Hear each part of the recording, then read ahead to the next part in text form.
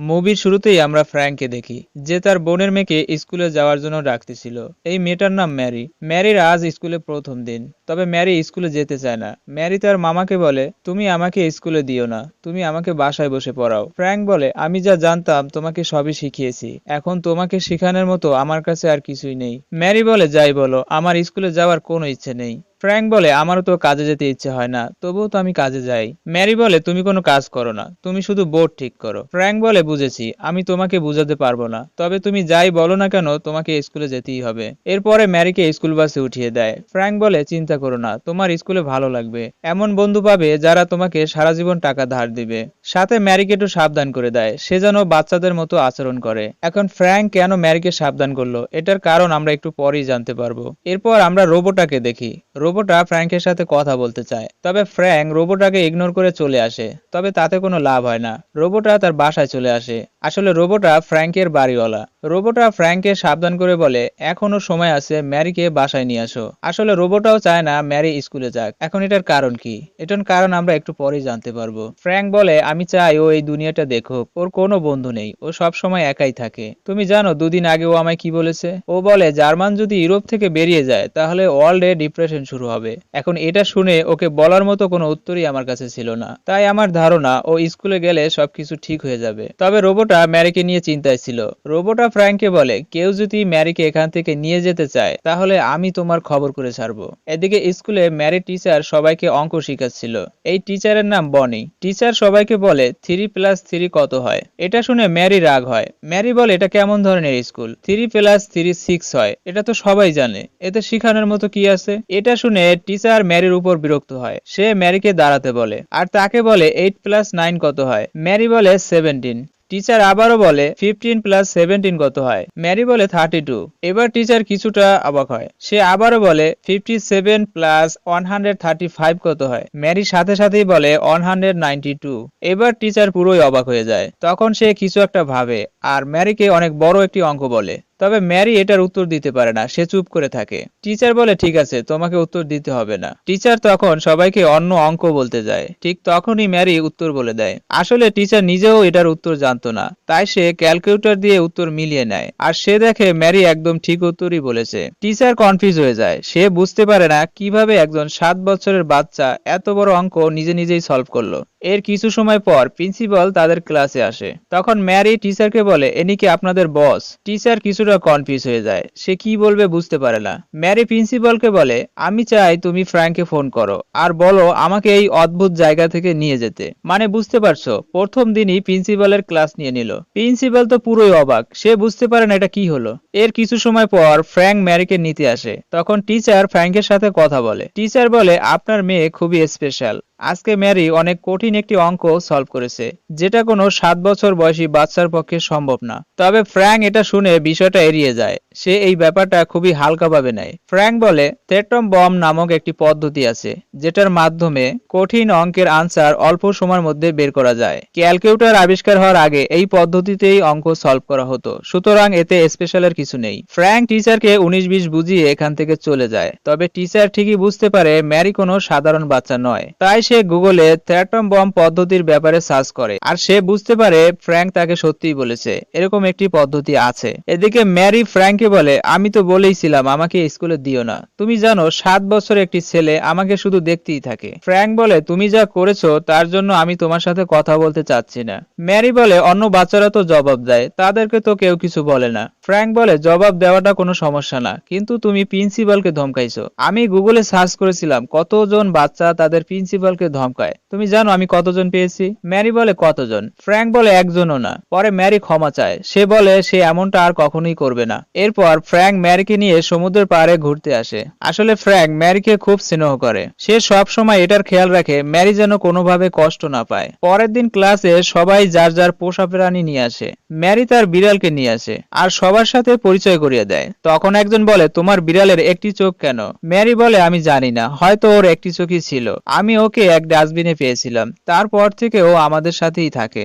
এরপর পরীক্ষার সময় টিচার সবাইকে কোয়েশ্চেন পেপার দেয়। ম্যারিকে পেপার দিয়ে আসতে আসতেই ম্যারি আনসার কমপ্লিট করে ফেলে। পরে টিচার ম্যারিকে আরো পেপার দেয়। আসলে এই পেপারগুলো এই ক্লাসের ছিল না, তবে ম্যারি সেটাও কমপ্লিট করে ফেলে। টিচার বুঝতে পারে ম্যারি কোনো সাধারণ বাচ্চা নয়, বরং সে একজন জিনিয়াস। পরে টিচার ফ্র্যাঙ্কের ব্যাপারে গুগলে সার্চ করে। তখন সে জানতে পারে ফ্র্যাঙ্কও একজন ম্যাথিশিয়ান, তবে তার বোন তার চাইতেও জিনিয়াস ছিল। ফ্র্যাঙ্কের বোনের নাম ডায়না। ডায়না খুবই ইউনিক একটি বিষয়ের উপর রিসার্চ করছিল, তবে সে কোনো কারণে সুইসাইড করে। আর ম্যারি তারই মেয়ে। পরে টিচার ফ্র্যাঙ্কের সাথে দেখা করে আর সত্যটা জানতে চায়। তখন ফ্র্যাঙ্ক বলে, আমি একদিন জরুরি কাজে বাইরে যাচ্ছিলাম, তখন ডায়না আমাকে কিছু বলতে চায়, তবে আমি তখন ব্যস্ত থাকায় ওর কথা শুনিনি, যেটা আমার সবচাইতে বড় ভুল ছিল। পরে আমি রাতে বাসায় আসলে ম্যারিকে সোফায় দেখতে পাই আর ডায়নাকে বাথটবের ভিতরে। ডায়না এমনটা কেন করলো আমি জানি না।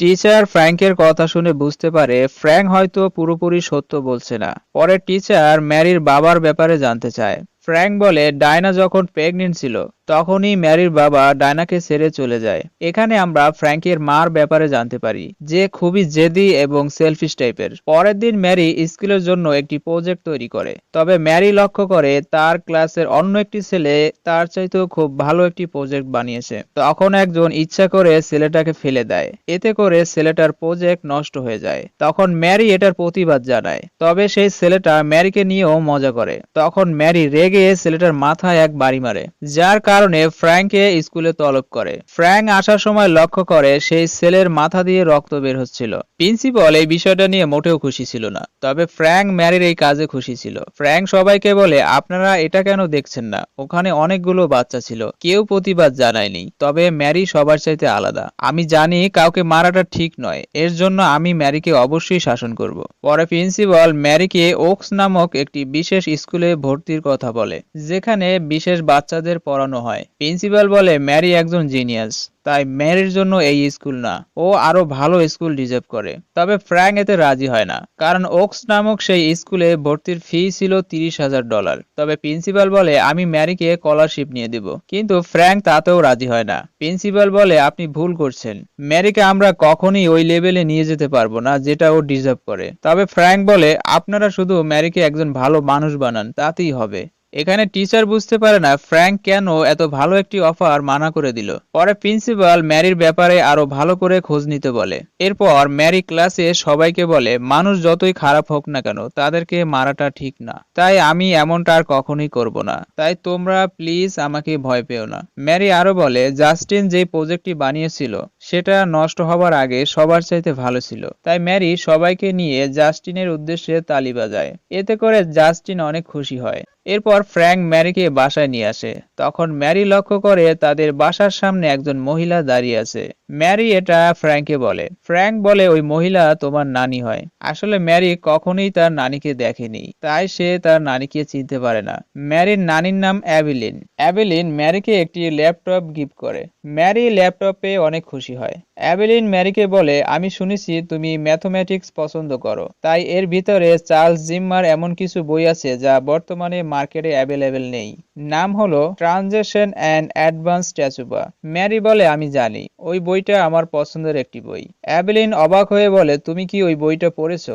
ম্যারি বলে, হ্যাঁ পড়েছি, এখন আমি ডিফারেনশিয়াল ইকুয়েশন পড়ি। অ্যাবিলিন এটা শুনে পুরো অবাক হয়ে যায়। অ্যাবিলিন তখন ম্যারিকে আরো কিছু প্রশ্ন করতে চায়, তবে ফ্র্যাঙ্ক এতে বাধা দেয়, কারণ ফ্র্যাঙ্ক চায় না অ্যাবিলিন ম্যারির সাথে আর কথা বলুক। পরে আমরা জানতে পারি অ্যাবিলিন বিড়াল পছন্দ করে না, তার বিড়ালে অ্যালার্জি আছে। অ্যাবিলিন বলে, তুমি বিড়াল কেন রেখেছো?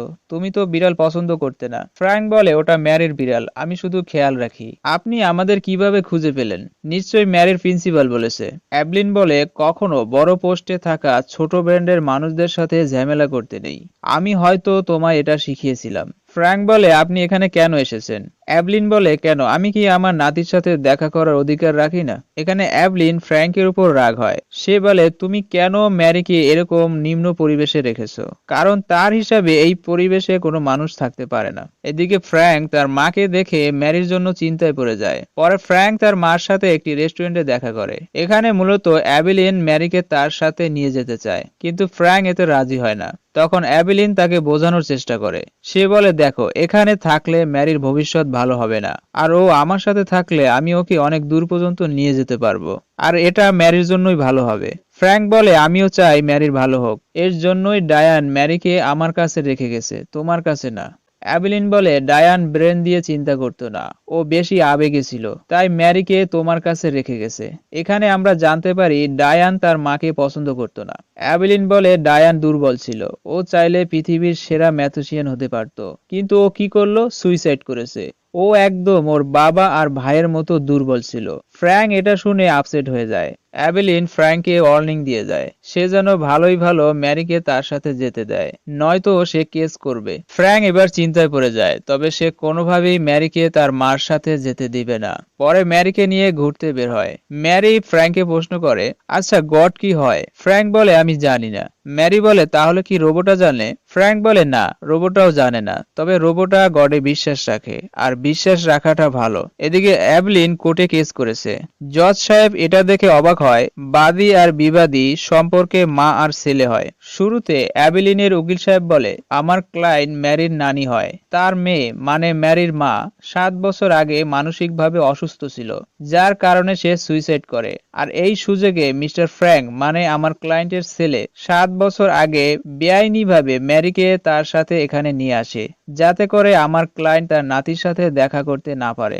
এখন আমাদের কাছে প্রমাণ আছে ম্যারি খুবই খারাপ পরিবেশে আছে, যেটা ম্যারির জন্য ক্ষতিকারক। তাই আমরা কোর্টে দরখাস্ত করছি ম্যারিকে তার নানির সাথে যেতে দেওয়া হোক, যাতে করে আমার ক্লায়েন্ট তার নাতির ভালোভাবে পারভারিশ করতে পারে। ফ্র্যাঙ্কের উকিল সাহেব বলে, ইউর অনার, আমি প্রথমে বলতে চাই আমার ক্লায়েন্টের ম্যারিকে পালার একটাই কারণ, আর সেটা হলো তার বোনের ইচ্ছা ছিল, আর আমার ক্লায়েন্ট সেই ইচ্ছাটা খুব ভালো মতোই রেখেছে। আর রইল থাকার পরিবেশের কথা, আমি সেখানে গিয়েছিলাম, আর আমার প্রতিপক্ষের অভিযোগ একেবারেই অযৌক্তিক। তাদের কথা যদি মানা হয় তাহলে তো শহরের বাইরে বাচ্চাদের লালন পালন করাটাই একটা অপরাধ। এটা শুনে জজ সাহেব নিজেও হেসে দেয়। পরে জজ সাহেব নতুন তারিখ দেয়। এর আগে অ্যাবেলিন ম্যারির সাথে দেখা করার অনুমতি নিয়ে নেয়। এদিকে রোবোটা ফ্র্যাঙ্কের উপর রেগেছিল। রোবোটা বলে, আমি প্রথমেই বলেছিলাম এমন কিছু একটা হতে পারে। ফ্র্যাঙ্ক বলে, আজকের রাতের জন্য ম্যারিকে তোমার সাথে রাখো।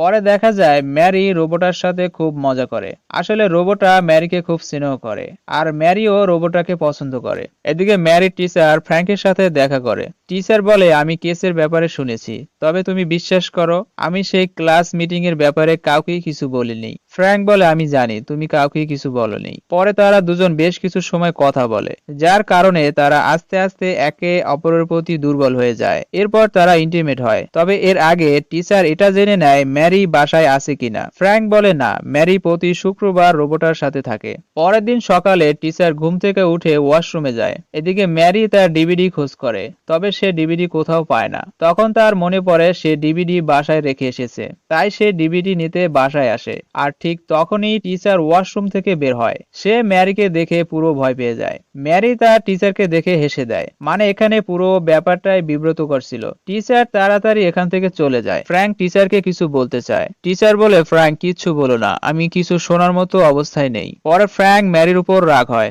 আর এক পর্যায়ে বলে ফেলে, আমি কি আমার লাইফের 5 মিনিটও পাবো না? এটা শুনে ম্যারি অনেক কষ্ট পায়, আর ফ্র্যাঙ্কও বুঝতে পারে সে একটু বেশি রাগারাগি করে ফেলেছে। পরে সে ম্যারির কাছে আসে আর বলে, আজ যেটা হয়েছে তাতে তোমার কোনো দোষ ছিল না, আমি তোমার উপর রাগারাগি করেছি, আসলে আমি নিজের প্রতি রাখছিলাম। এর জন্য ফ্র্যাঙ্ক ম্যারির কাছে ক্ষমা চায়। ম্যারি মন খারাপ করে বলে, তুমি কি আমার জন্যই তোমার লাইফ এনজয় করতে পারছো না? ফ্র্যাঙ্ক বলে, আমি এটা বলিনি। ম্যারি বলে, কিন্তু মানে তো এটাই ছিল। তখন ফ্র্যাঙ্ক বলে, কিছুদিন আগে তুমি বলেছিলে আমি দুনিয়ার সবচেয়ে খারাপ মামা, আমি যেন মরে যাই, কারণ আমি তোমাকে পিয়ানো এনে দিইনি। এখন তুমি কি এটা সত্যি চেয়েছিলে? ম্যারি বলে, না। ফ্র্যাঙ্ক বলে, দেখো, অনেক সময় আমরা রাগের মাথায় অনেক কিছু বলি, তবে সব কথা আমরা মন থেকে বলি না, সুতরাং তুমি এগুলো ভুলে যাও। এদিকে কোর্ট থেকে নোটিশ আসে 2 দিনের জন্য অ্যাবেলিন ম্যারিকে তার সাথে নিয়ে যাবে। পরে অ্যাবেলিন ম্যারিকে তার বাসায় নিয়ে আসে, আর ম্যারিকে তাদের পারিবারিক অ্যালবাম দেখায়। এখানে ম্যারি জানতে পারে তার নানিও একজন ম্যাথিশিয়ান ছিল, তবে তার বিয়ে হওয়ার কারণে সে বেশি দূর আগাতে পারে না। এদিকে টিচার সেই দিনের ব্যাপারে ফ্র্যাঙ্কের সাথে কথা বলতে আসে, আর টিচার তাদের সম্পর্কটা আরো আগাতে চায়। এরপর আমরা এক প্রফেসরকে দেখি, যে তার স্টুডেন্টকে একটি প্রশ্ন লিখতে বলে। তখন প্রশ্ন লেখার সময় মেয়েটা বুঝতে পারে প্রশ্নে হয়তো ভুল আছে, তবে প্রফেসর বলে যেমনটা লিখতে বলেছি তেমনটা লেখো। পরে অ্যাবেলিন ম্যারিকে এখানে নিয়ে আসে আর এই প্রশ্নটা সলভ করতে বলে। তবে ম্যারি অনেক সময় নিয়ে প্রশ্নটা দেখতে থাকে, এতে করে প্রফেসর বিরক্ত হয়ে যায়। তার ধারণা ম্যারি এটা সলভ করতে পারবে না। অ্যাবেলিন প্রফেসর উপর রেগে যায় আর ম্যারিকে নিয়ে চলে আসে। তখন ম্যারি বলে, আপনি হঠাৎ করে রেগে গেলেন কেন? অ্যাবেলিন বলে, সুইটহার্ট, আমি তোমার উপর রাগ করিনি, আমি ওই প্রফেসরের উপর রেগেছিলাম। আমারই ভুল হয়েছে, তোমাকে ওর কাছে আনাটাই ঠিক হয়নি। ও কি ভেবেছিল তুমি যাওয়ার সাথে সাথেই যে কোনো প্রশ্নের উত্তর দিয়ে দিবে? ম্যারি বলে, আসলে ওই প্রশ্নের কোনো উত্তর দেওয়া যাবে না। অ্যাবেলিন বলে, কেন? ম্যারি বলে, ওই প্রশ্নটাই ভুল ছিল। প্রশ্ন লেখার সময় তারা একটা পর্যায়ে নেগেটিভ সাইন লাগায়নি, তারপর থেকে প্রশ্ন ভুল হয়ে গেছে, তাই ওটার উত্তর দেওয়ার মতো কিছুই ছিল না। এটা শুনে অ্যাবেলিন ম্যারিকে আবারও নিয়ে আসে। ম্যারি প্রথমে প্রশ্নের ভুল সংশোধন করে, এটা দেখে প্রফেসর অবাক হয়ে যায়। পরে ম্যারি প্রশ্ন সলভ করতে থাকে আর প্রফেসর বুঝতে পারে এই মেয়ে কোনো সাধারণ মেয়ে নয়, এই নির্ঘাত একজন জিনিয়াস। পরে ম্যারি প্রশ্ন সলভ করে ফেলে। প্রফেসর বলে, তুমি যখন দেখলে প্রশ্নে ভুল আছে তাহলে কিছু বললে না কেন? ম্যারি বলে, আমার মামা বলেছে বড়দের ভুল ধরতে নেই, এতে করে তারা কষ্ট পায়। এরপর অ্যাবলিন ম্যারিকে তার মামার কাছে দিয়ে যায়। এদিকে কোর্টের নির্দেশ অনুযায়ী চাইল্ড কেয়ার সংস্থা থেকে এক লেডি অফিসার ম্যারিকে কিছু প্রশ্ন করবে, তাই ফ্র্যাঙ্ক ম্যারিকে এখানে নিয়ে আসে। তখন ম্যারি তার মামাকে বলে, আমার নানিকে ভালোই লাগে, সে আমার মার মতোই দেখতে, তাছাড়া তার কাছে পিয়ানোও আছে, তবে আমি তার সাথে থাকতে চাই না। ফ্র্যাঙ্ক বলে, চিন্তা করো না, আমি তোমাকে কোথাও যেতে দিব না। আসলে ম্যারিও তার মামাকে ছেড়ে কোথাও যেতে চায় না। পরে সেই লেডি অফিসার ম্যারিকে বলে, তুমি কি জানো তোমাকে এখানে কেন আনা হয়েছে? ম্যারি বলে, আমার নানি চায় আমি তার সাথে থাকি, তবে আমি আমার মামার সাথে থাকতে চাই। পরে অফিসার আরো কিছু প্রশ্ন করে। শেষে ম্যারি বলে, আমি মাঝে মধ্যেই মামাকে অনেক মারি, এতে আমার ভালো লাগে। আপনি যদি আমার মামাকে চিনতেন তাহলে এত প্রশ্ন করতেন না, আমার মামার মনটা অনেক বড়। অফিসার বলে, এটা বলার বিশেষ কোনো কারণ? ম্যারি বলে, মামা আমাকে তখন থেকে চায় যখন আমি স্মার্ট ছিলাম না। এদিকে কোর্টে ম্যারির বাবা আসে, যে ম্যারির কাস্টাডি ম্যারির নানিকে দিতে বলে। তখন ফ্র্যাঙ্কের উকিল ম্যারির বাবাকে প্রশ্ন করে, আপনি শেষ ম্যারিকে কবে দেখেছেন? ম্যারির বাবা বলে, আমি ম্যারিকে কোনোদিন দেখিনি। উকিল সাহেব বলে, কেন? ম্যারির বাবা বলে, আমি যখন ডায়নার মৃত্যুর খবর পেয়েছি ততক্ষণে ম্যারিকে ওখান থেকে নিয়ে যাওয়া হয়েছিল। উকিল সাহেব বলে, তাহলে তো আপনি আপনার মেয়েকে অবশ্যই খুঁজেছেন। ম্যারির বাবা বলে, হ্যাঁ, যতটুকু পেরেছি। উকিল সাহেব বলে, আপনি কি কম্পিউটার ব্যবহার করেন? ম্যারির বাবা বলে, হ্যাঁ, করি। উকিল সাহেব তখন তাকে একটি ল্যাপটপ দেয় আর বলে, আপনি ম্যারির নাম লিখে গুগলে সার্চ করুন। ম্যারির বাবা গুগলে ম্যারির নাম লেখে। উকিল সাহেব বলে, ম্যারির পুরো নামটা লিখবেন, যেটা ম্যারির বাবা জানতো না। উকিল সাহেব বলে, ম্যারির পুরো নাম ম্যারি আইলিন। পরে এটা লিখে গুগলে সার্চ করে, যেখানে ম্যারির ছবি সহ বায়োডাটা চলে আসে। তবে ম্যারির বাবা ম্যারির ছবি দেখেও চিনতে পারে না। তখন উকিল সাহেব জজ সাহেবকে বলে, যে তার মেয়েকে চেনেই না সে কিভাবে তার কাস্টাডি অন্য কাউকে দিতে পারে? জজ সাহেব উকিল সাহেবের কথায় একমত হয়। এখানে অ্যাবেলিন যে বুদ্ধি করেছিল তাতে কোনো লাভ হয় না। পরে ফ্র্যাঙ্ক তার মায়ের সাথে বেশ কিছু সময় কথা বলে। ফ্র্যাঙ্ক তার মাকে বাড়িতে চলে যেতে বলে। অ্যাবেলিন বলে, আমি তোমাকে কষ্ট দিতে চাইনি, এটা দুঃখজনক যে আমরা লড়াই করছি। ফ্র্যাঙ্ক বলে, আমরা সব সময় লড়াই করে এসেছি। অ্যাবেলিন মায়ুস হয়ে বলে, তুমি ঠিকই বলেছ। পরে তার ড্রাইভারকে হোটেলে নিয়ে যেতে বলে। এদিকে ম্যারি দরজা আটকে কান্না করছিল। সে জানতে পারে তার বাবা কোর্টে এসেছিল, কিন্তু তার বাবা তার সাথে দেখা তো করেইনি, এমনকি সে তাকে চেনেও না। এটা ভেবে সে কান্না করতে থাকে। তখন ফ্র্যাঙ্ক ম্যারি আর রোবোটাকে নিয়ে এক হাসপাতালে আসে। ম্যারি বলে, আমরা এখানে কেন এসেছি? ফ্র্যাঙ্ক বলে, অপেক্ষা করতে। রোবোটা বলে, তা তো বুঝলাম, কিন্তু কেন? পরে এভাবেই তারা কয়েক ঘন্টা বসে থাকে আর সামনে এক ফ্যামিলিকে দেখানো হয় যারা অনেক সময় ধরে অপেক্ষা করতেছিল। এদিকে ম্যারি অপেক্ষা করতে করতে ঘুমিয়ে পড়ে। ফ্র্যাঙ্ক ম্যারিকে জাগায় আর এক লোককে দেখায়, যে ক্যাবিন থেকে বের হয়ে অনেক খুশি হয়ে বলে, আমাদের ছেলে হয়েছে।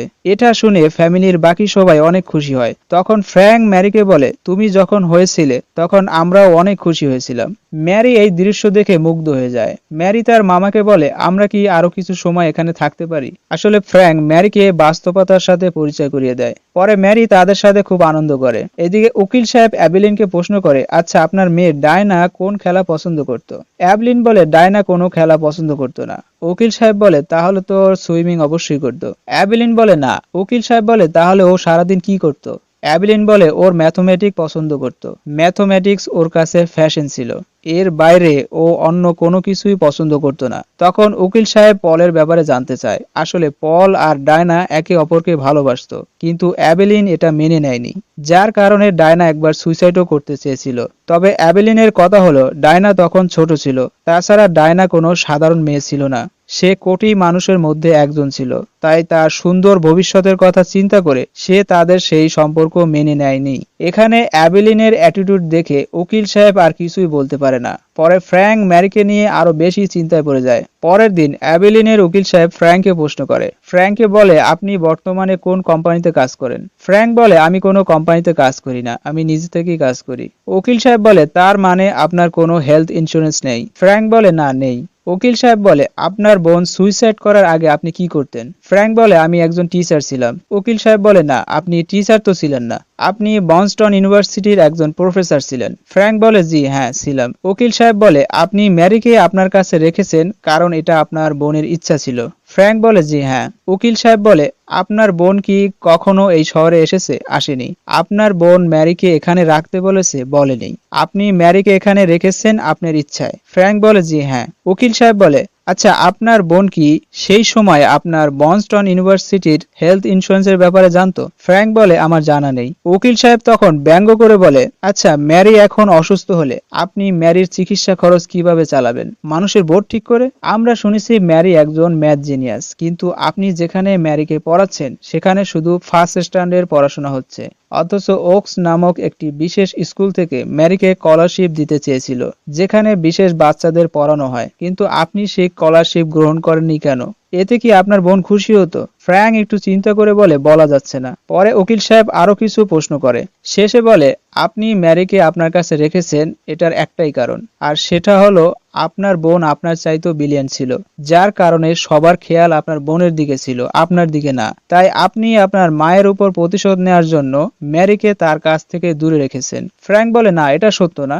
ডায়না চেয়েছিল ম্যারি আমার সাথে থাকুক। ডায়না চেয়েছিল ম্যারি সাধারণ বাচ্চাদের মতো থাকবে, সাধারণ জীবন যাপন করবে, যেখানে তার বন্ধুদের সাথে সুখে থাকবে। আসলে অ্যাবেলিন ডায়নাকে সব সময় পড়াশোনার চাপে রাখতো, যার কারণে ডায়নার কোনো বন্ধু ছিল না। সে কোনোভাবেই তার লাইফ এনজয় করতে পারে না। সব সময় তার মা তাকে প্রেসারে রাখতো, যার কারণে ডায়না সুইসাইড করে। তাই ম্যারিকে ফ্র্যাঙ্কের কাছে দিয়ে যায়, যাতে করে তার মতো অবস্থা তার মেয়ের না হয়। কিন্তু উকিল সাহেব কোর্টে এটা বোঝানোর চেষ্টা করে, ফ্র্যাঙ্ক ইচ্ছা করেই ম্যারিকে তার যোগ্যতা অনুযায়ী আগাতে দিচ্ছে না। সে ইচ্ছা করেই ম্যারির ভবিষ্যৎ নষ্ট করছে। এটা ম্যারির জন্য এবং এই দেশের জন্য ক্ষতিকারক। এখানে ফ্র্যাঙ্ক ইমোশনাল হয়ে যায়। সে ভাবে সে কি সত্যি ম্যারির ভবিষ্যৎ নষ্ট করছে। পরে কোর্ট আজকের মতো এখানেই মুলতবি করা হয়। ফ্র্যাঙ্ক বাসায় আসলে ম্যারিকে নিয়ে আরো বেশি চিন্তায় পড়ে যায়। সে বুঝতে পারে না সে কি সত্যি ম্যারির সাথে নাইনসাফি করছে। এরপর রাতে ফ্র্যাঙ্কের উকিল তার সাথে দেখা করতে আসে, আর সে বলে অ্যাবেলিনের উকিল একটি ডিল করতে চায়। তারা বলেছে, তুমি যদি ম্যারিকে তাদের সাথে দিতে না চাও তাতে কোনো সমস্যা নেই,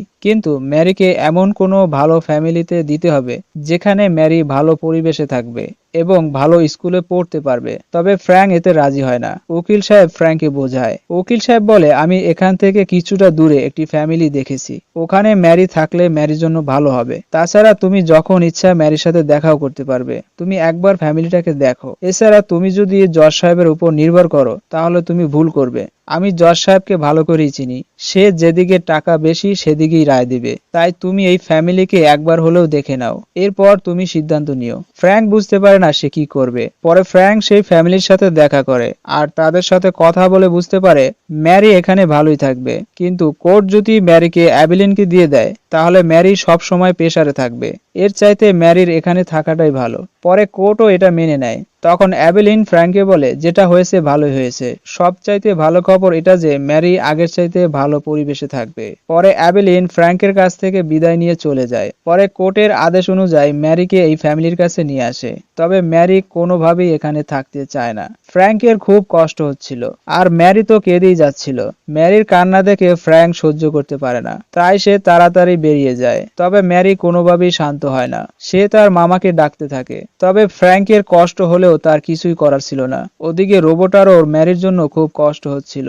সে একেবারেই মায়ুস হয়ে পড়ে। এদিকে ফ্র্যাঙ্কও মানসিকভাবে ডিস্টার্ব হয়ে পড়ে। টিচার ফ্র্যাঙ্কের সাথে দেখা করতে আসে। তবে ফ্র্যাঙ্ক মোটেও ভালো ছিল না। সে ম্যারির কাছ থেকে দূরে থাকাটা কোনোভাবেই মানতে পারছে না। পরের দিন ফ্র্যাঙ্ক ম্যারির সাথে দেখা করতে আসে। তবে এই লোকটা বলে ম্যারি তার সাথে দেখা করতে চায় না। ফ্র্যাঙ্ক তবুও ম্যারির সাথে দেখা করতে চায়। লোকটা বলে, না, এমনটা করলে ম্যারি আরো কষ্ট পাবে।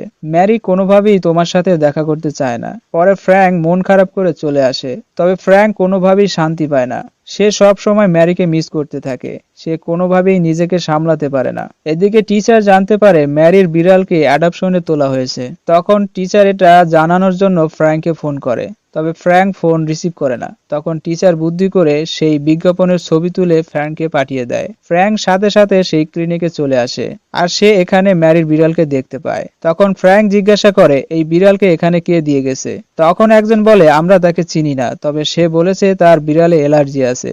এটা শুনে ফ্র্যাঙ্ক বুঝতে পারে অ্যাবেলিনই বিড়ালকে এখানে দিয়ে গেছে। তখন সাথে সাথে ফ্র্যাঙ্ক ম্যারির কাছে আসে আর জানতে চায় তার মা কোথায়। লোকটা বলতে চায় না, তবে তার ওয়াইফ বলে দেয়। পরে ফ্র্যাঙ্ক এসে দেখে অ্যাবেলিন দুজন প্রফেসর নিয়ে ম্যারিকে পড়াচ্ছে। আসলে ম্যারিকে এই ফ্যামিলিতে দেওয়ার পুরো প্ল্যানটাই অ্যাবেলিনের ছিল, কারণ সে ভালো করেই জানতো ফ্র্যাঙ্ক কোনোভাবেই ম্যারিকে তার সাথে যেতে দিবে না। পরে ফ্র্যাঙ্ক অ্যাবেলিনকে একটি রিসার্চ ফাইল দেয়। ম্যারি ফ্র্যাঙ্কের উপর অভিমান করেছিল, তবে ম্যারি ফ্র্যাঙ্কের উপর বেশি সময় অভিমান করে থাকতে পারে না। ম্যারি ফ্র্যাঙ্ককে দেখে অনেক খুশি হয়। ফ্র্যাঙ্ক তো খুশিতে কান্না করে দেয়। এদিকে অ্যাবেলিন ফাইল দেখে বুঝতে পারে এটা তার মেয়ের রিসার্চ ফাইল, যেটা সে কমপ্লিট করেছিল, আর এটা অ্যাবেলিনের স্বপ্ন ছিল। তবে অ্যাবেলিন এটা বিশ্বাস করতে চায় না। পরে ফ্র্যাঙ্ক আসলে এই ফাইলের ব্যাপারে জানতে চায়। ফ্র্যাঙ্ক বলে ডায়না রিসার্চ কমপ্লিট করেছিল, তবে অ্যাবেলিন বিশ্বাস করতে চায় না। অ্যাবেলিন বলে এটা অসম্ভব। ফ্র্যাঙ্ক তার মাকে শান্ত করে বলে আমি ম্যারিকে আমার সাথে নিয়ে যাচ্ছি। ডায়না যেভাবে চেয়েছিল আমি সেভাবেই ম্যারিকে লালন পালন করব। অ্যাবেলিন বলে সেটা আমি দেখে নিব, কিন্তু ডায়না যদি রিসার্চ কমপ্লিট করেই থাকতো তাহলে অবশ্যই পাবলিশ করত। তাহলে সে কেন পাবলিশ করেনি? ফ্র্যাঙ্ক বলে ডায়না আমায় স্পষ্ট করে বলেছিল এটা যেন মরার পরে পাবলিশ করা হয়। অ্যাবেলিন বলে ডায়না মারা গেছে 6 বছর হয়েছে, তাহলে এখনো কেন পাবলিশ করনি? ফ্র্যাঙ্ক ইমোশনাল হয়ে বলে ডায়না তার মৃত্যুর কথা বলেনি। আসলে ডায়না বলেছিল সে যেন এটা তার মা মারা যাওয়ার পর পাবলিশ করে। এটা শুনে অ্যাবেলিন থমকে যায়। সে এটা শোনার জন্য প্রস্তুত ছিল না। তবে ফ্র্যাঙ্ক তার মাকে বলে আপনি এটা পাবলিশ করুন, এতে করে ম্যারির জন্য আপনার কাছে সময় থাকবে না। তখন অ্যাবেলিন বুঝতে পারে সে তার নিজের অজান্তেই তার মেয়েকে অনেক কষ্ট দিয়েছে। সে কান্নায় ভেঙে পড়ে। অবশেষে সে তার ভুলটা বুঝতে পারে আর ফ্র্যাঙ্ক ম্যারিকে নিয়ে চলে আসে। এরপর ম্যারিকে একটি ইউনিভার্সিটিতে ভর্তি করে, যেখানে সবাই ম্যারি চাইতে অনেক বড় ছিল। আবার খেলার সময় ম্যারিকে তার বয়সী বাচ্চাদের কাছে নিয়ে আসে। ফ্র্যাঙ্ক লক্ষ্য করে ম্যারি সবার সাথে অনেক আনন্দ করছে। এটা দেখে ফ্র্যাঙ্কের অনেক ভালো লাগে। আর এখানেই এই মুভিটা শেষ হয়ে যায়।